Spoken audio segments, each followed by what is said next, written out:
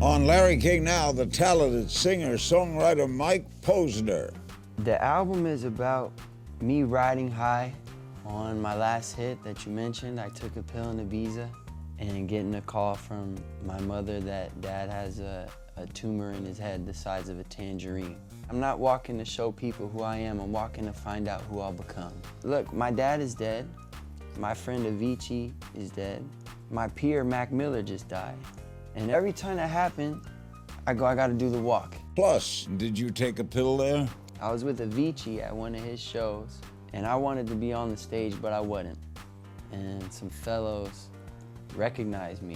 He said, "Are you Mike Posner?" And I felt good, I felt validated by that. It's a stupid thing to do. All next on Larry King Now.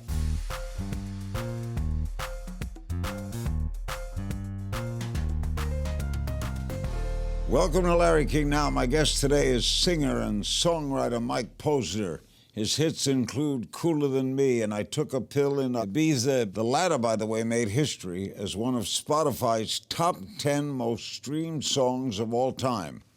Earned Mike a Grammy nomination for Song of the Year in 2017. His new album, A Real Good Kid, will be released January 18th, and the single is Move On. The album's heavily influenced by his father, who passed away 2 years ago, and pleasure to welcome you.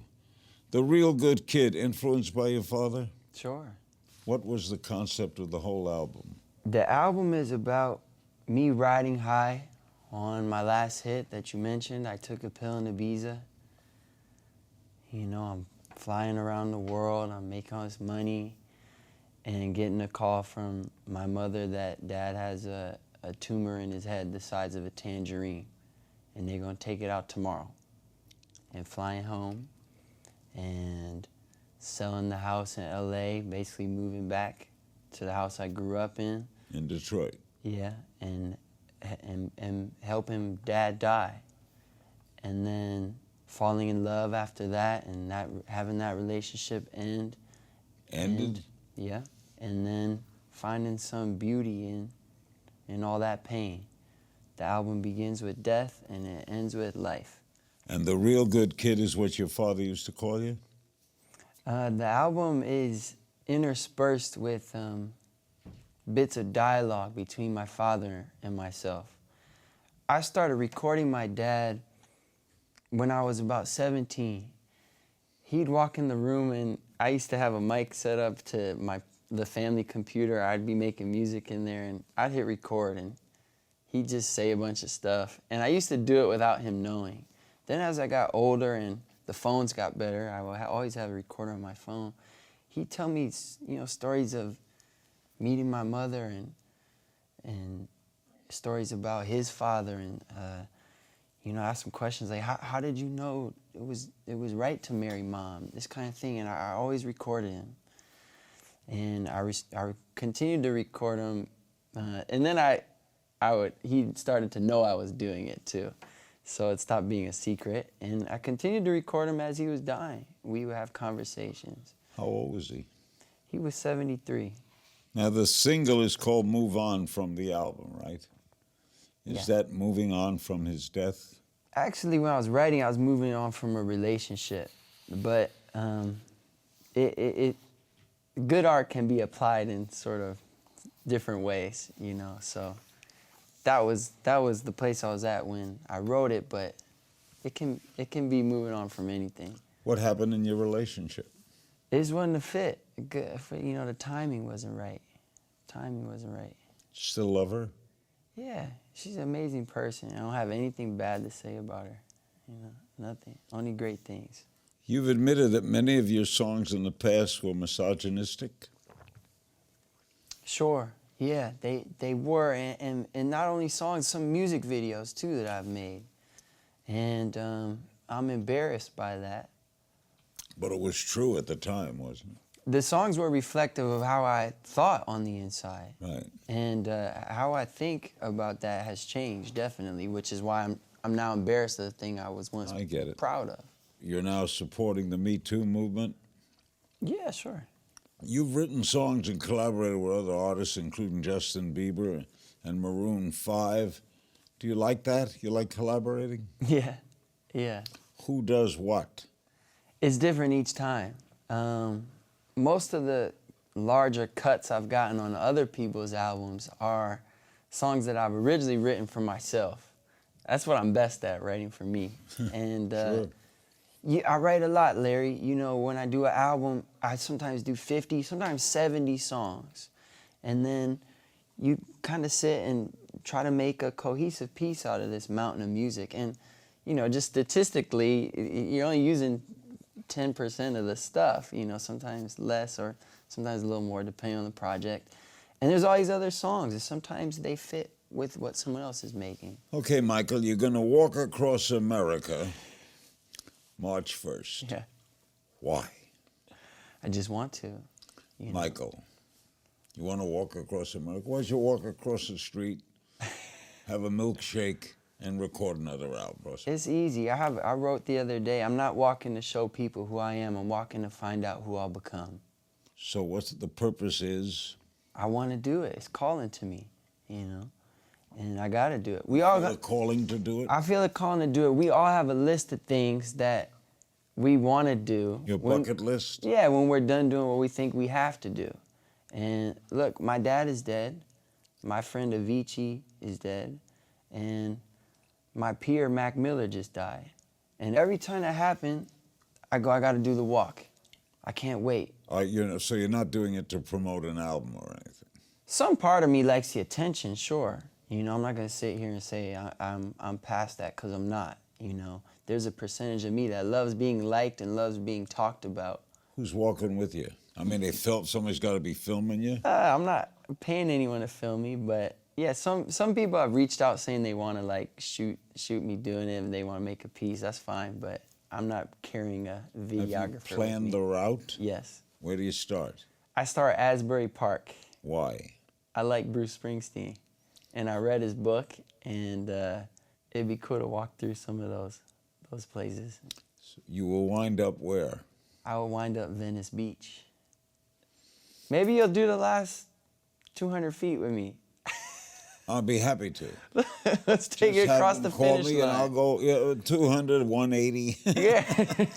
No, I'll do the last 200 feet. And how do you choose where you're going to stop?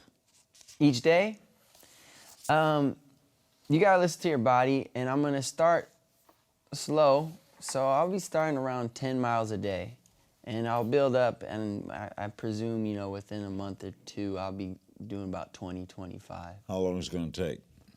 I suspect 9 months. We'll see, though.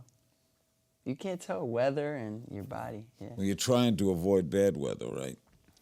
There's sort of a general practice is to start in the east right when winter is ending, and hopefully you're done by the time winter begins again.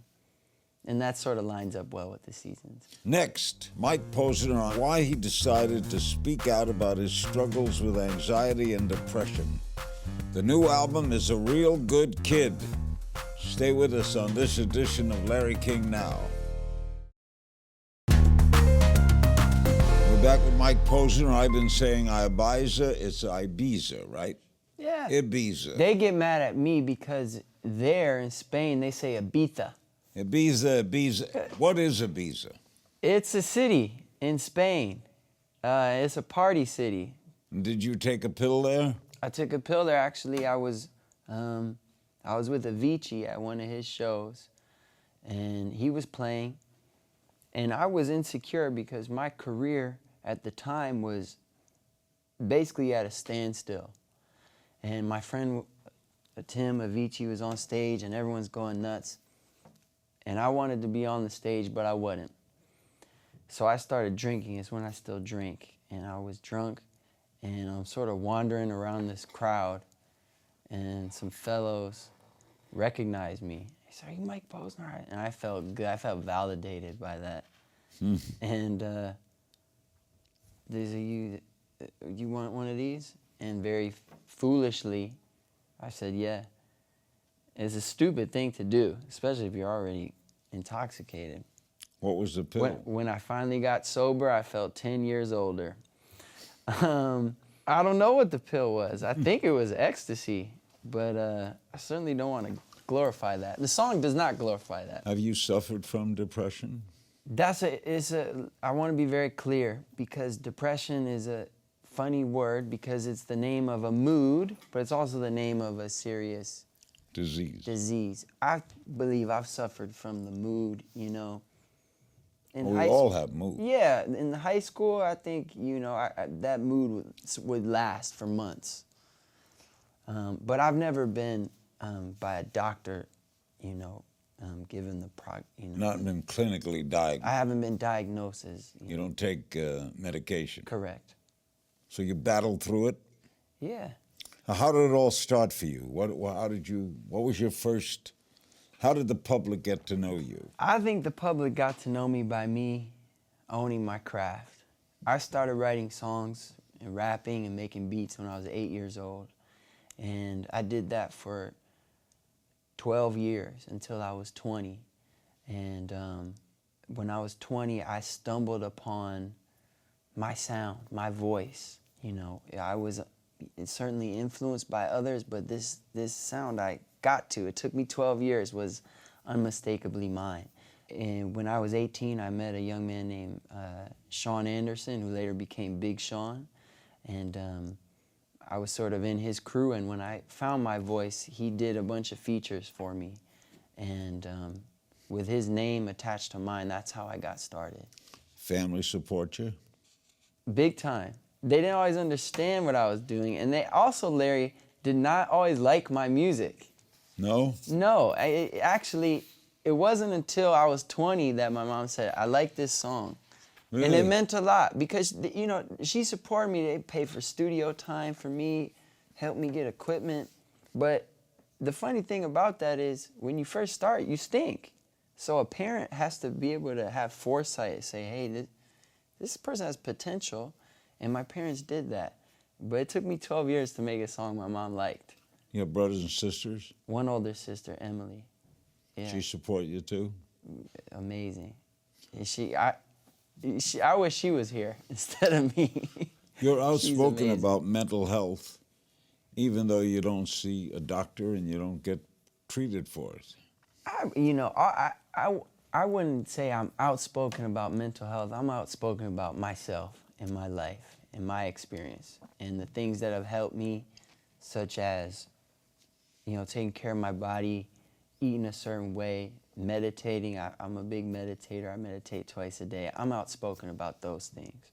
That's all I can do is share what's worked for me, what hasn't. Are you political? Ish. It doesn't overwhelm you, though. Certain issues I'm more passionate about than others. Do you think about writing music all the time? Not all the time, no. In fact, sometimes there's months where I don't have any ideas, and I don't worry too much about that. And then other times there's 2-week periods where it's all I can think about, and I make like an album in 10 days, you know. Well, it must be a thrill to be Grammy nominated. That was pretty cool. That was pretty cool. After the break, we play a little fan favorite game of If You Only Knew. We'll be right back with the very interesting Michael Posner, whose theme on his walk was Walk On By. That was a pretty good song. Don't go away. We're back with the incredible Mike Posner. He's going to be walking America starting in March. Your songwriting and music career has been extraordinary. You launched a musical scholarship last year? Yeah, I have a scholarship program called the Amor Fati Music Academy. And we basically take 5 young artists that are extremely talented. You know, only like 5% of people get into this thing. And we have a crazy teacher-to-student ratio. We have about 10 coaches for 5 students. We call them artists. Where do you do it at? Myself. I mean, basically these are my coaches and my friends. So my voice coach is there, who's one of the best in the world, Dave Stroud. My buddy Grizz, who's an amazing producer and artist. He teaches music production. Vance Gilbert, one of the best performers you're here, would teach performance. And the list goes on. I'm forgetting people. And we just share the things that we've learned. You know, 10 years ago when I got into the music business, I didn't have a big brother or a big sister to say, do this, don't do that, watch out for this. So we just trying to share the things we've learned in the last. And you have your own decade. podcast, right? What does this all mean? Correct. That's my big question. What does it all mean? Yeah. This is so cool. Can I just, I'm sorry to interrupt you. I'm very flattered to be here. I can't believe I'm talking with you. Why? Because you're a legend, man. I appreciate you. I'm a legend. I'm old. A lot of people are old. Not everyone's a legend. You're right. You got a point. As Sinatra once said, there's a lot to be said for longevity. If you've been around a long time, you're doing something right, right? Yeah. You're only 30, so you got a way to go. Yeah. We play a little game of If You Only Knew. Okay. What was your first car? A 1987 Volvo, I'm not sure the model, but you would push the horn on this thing, and it had the silliest horn. It sounded like a clown's nose. I was like, I'd be angry, someone cuts me off, and I'm like, and it goes, meep, meep. I had a 55 Ford. You weren't born. Superpower you wish you had? Flight. Invisibility. I'd like to be invisible. Something creepy about that, Larry. Yeah, like I know. You just want to like slink around and spy on people. Go into a room after you leave it and see what they say about it. I don't want to do that. Secret talent. I'm real good at throwing frisbees and catching them. That's a talent. Yeah.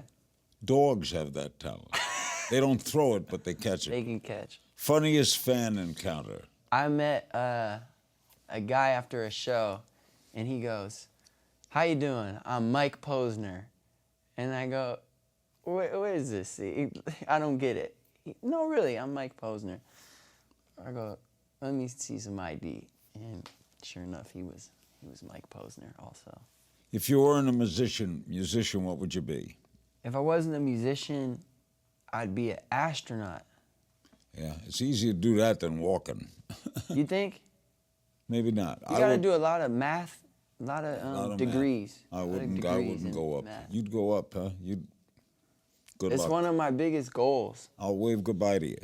I don't want to stay up. You know those people that want to go to Mars and not come back? No. It's pretty darn good here. Yeah. Don't get me wrong. But this is almost why I want to go and look back and appreciate it for... See the earth. Yeah. Favorite collaboration so far? It's a tie between Labyrinth, Black Bear, and Adam Friedman. Instrument you wish you could play? Saxophone. Best piece of advice you ever got? My father used to say, it's the 2 H's that matter, health and happiness. It's pretty good. Worst piece of advice you ever got? Someone told me when I had a meeting early on in my career, a very successful record executive had a meeting with me and said, you shouldn't write or produce your own songs. You should have someone do that for you. You just sing them. You'll be more successful that way. Artists we'd be most surprised to hear that you listen to? Tied with Redemption Song is a New World Symphony by Dvorak. That's classics. Yeah. In our final moments, Mike Posner will answer your questions from social media. Don't go away. We're back with Michael Posner. His new album is A Real Good Kid. It'll be released January 18th. We have some social media questions. All right. Missed NA25 on Twitter. What are you bringing with you on your walk across America? I'll be bringing a Frisbee. I'll be bringing several pairs of shoes. Be bringing some rain gear, some hiking boots for when it rains and snows. Credit card to buy food? Yeah. How about clothing? I'll be bringing clothing. What do you got, knapsack or? I will have a support vehicle that goes ahead of me. Oh. And I'll catch up to it each day. So there'll be a lot of stuff in that car. Hiltzy on Twitter asks, what does mansions mean to you? In a lot of ways, mansions represents freedom to me, because almost subconsciously we can put ourselves in boxes. You know, I have an idea of who and what Mike Posner is, and I sort of will make music within that box. I try not to. I try to break out of that box as much as I can, but it happens. And And when I go into mansions, my name isn't on it, and something weird happens in my brain, and it opens a lot up for me creatively. Elisa Campos on Twitter, describe in a word what it's like to work with I Am Black Bear. It's magic when I work with Black Bear. I've worked with probably 1,000 different writers and producers at this point, and every once in a while, you get in with a guy or a gal, and there's a magic connection, and it's rare, Larry. It's almost as rare. I try to describe it to people. It's almost as rare as finding like your partner in life, your spouse. Black Bear does that. He's one of those guys for me. Alex Lee tweets on Twitter, where are you most excited to visit on your walk across America? There's a few ghost towns on my route. One is called Centralia in Pennsylvania. I'm pretty excited to see that. But mostly, honestly, I hope this doesn't come off corny, but I'm excited to get to the places that I'm not excited about. Meaning, the ones I know nothing about. Sioux City, Iowa. Even that, like I've been there, and it's like I want to, like the town 15 miles out of Sioux City, Iowa. Are you going to stay in motels? I'll stay mostly in the car, and every once in a while. Or is the car that's following you? Correct. I'm following it. Yeah. I shouldn't say a car. It's an RV. It's a big car. Carlos Van Lieden on Twitter. Are you planning to tour to accompany your latest album? No. I'm planning a walk across America. Austin Kelly on Facebook. Did music play an important role to help you get through recent tragedies and lows in your life? It's tough for me to point to a direct correlation between my mental state and music. But I know that when I'm writing music, it feels like I'm doing what I'm supposed to be doing if I'm writing good stuff, and that I'm not wasting my time. Felly23 on Twitter. What is it like working with Avicii, and how did his death affect you? Tim in the studio was actually really frustrating and annoying at times because he was such a perfectionist, melodically especially. So if I'd be recording something, he'd go, yeah, but change this one little note, and I would get annoyed sometimes, but he knew what he was doing, especially melodically. As far as his death, we alluded to this a little bit earlier, but his death reminded me of my death, that I will one day have a death. We all will. And I believe that when you start to acknowledge that you're going to have a death is when you can start to live a good life. And this is one of the huge reasons I'm walking across America now, because I want to do it. I can't wait. And finally, Jacob Franklin on Twitter. What was your favorite song to write or record on the Layover at Night Alone album? I liked Marauder Music with Black Bear on Layover. A fun one to record on At Night Alone was a song called Silence. Just because we did it live with the band in the studio. And, most people from my generation and younger, we use computers to make music, so I make the beats on the computers, the keyboards, and I actually record myself usually. I'll hit record, I sing in the mic, and then I hit stop.